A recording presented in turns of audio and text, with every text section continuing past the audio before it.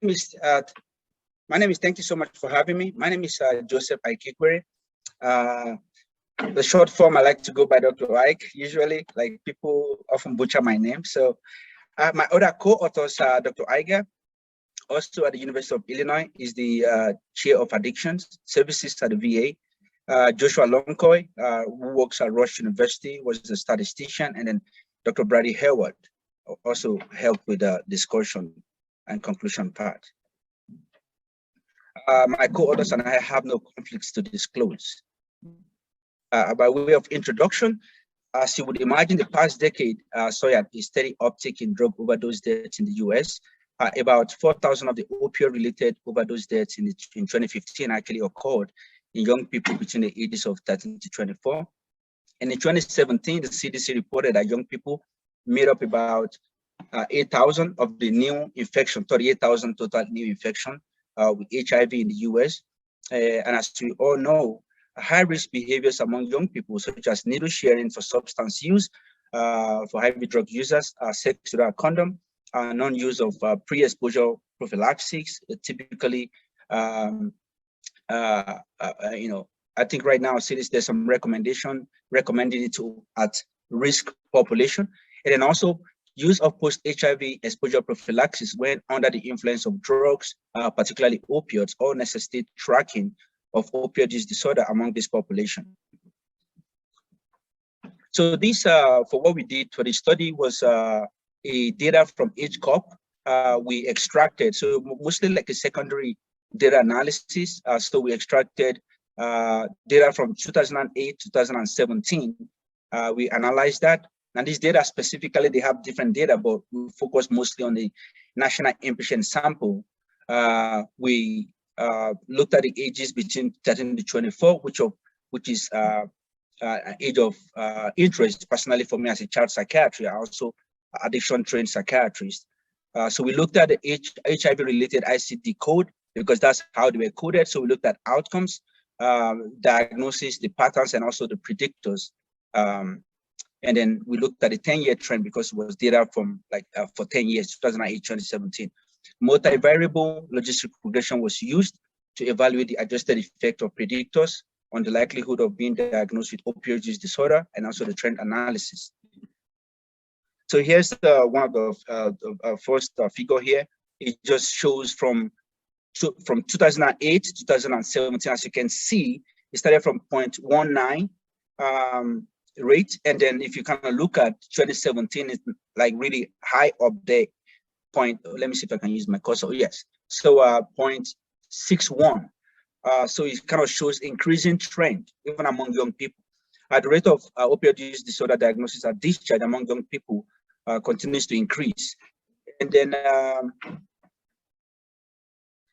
so if you see from the second graph here, this was kind of putting them in and then trying to control for people that have a comorbid mental health diagnosis versus no comorbid mental health diagnosis. And as you can also see, the trend continues to go up for both. So people that in the green shows people that have mental health diagnosis still continues to grow up from 0.19 to like 0.41.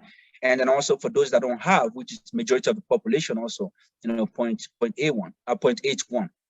And as you can see from where I summarized here, the rate among those without have quadrupled, and for those that have mental health diagnosis has doubled, looking at from 2008 to 2017. So this is a pretty interesting table here. As you can see from the top here, it sounds like just about 2%, which represent 27,500 total population.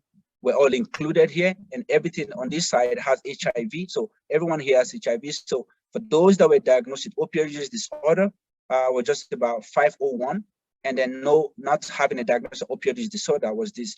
And so this is just a baseline characteristics, and just from baseline, mental health, having a mental health diagnosis was significant when compared to having none. And then also statistical significant here shows hospital regions, according to the regions in the US. And then also race was also statistically significant here.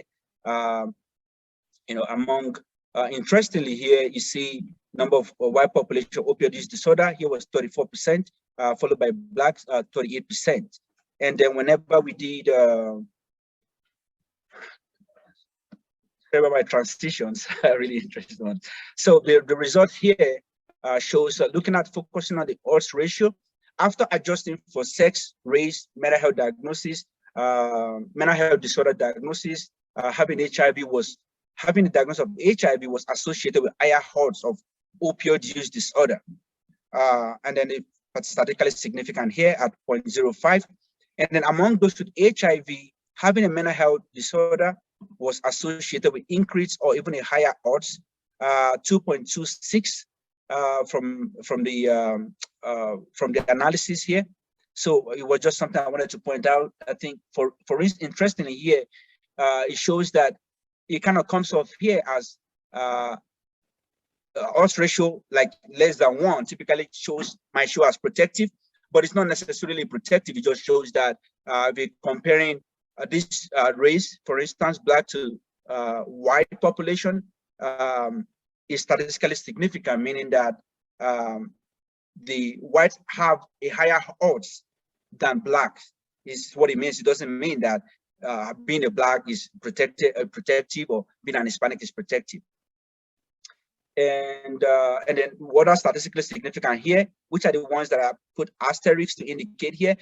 Having an insurance, self-pay was also statistically significant.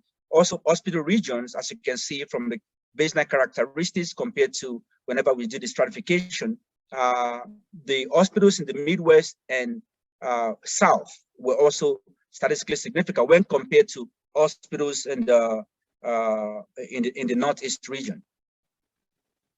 And in conclusion, this result highlights the importance of identifying these high-risk young people and initiating early interventions to limit misuse of prescription or illicit drugs, particularly opioids.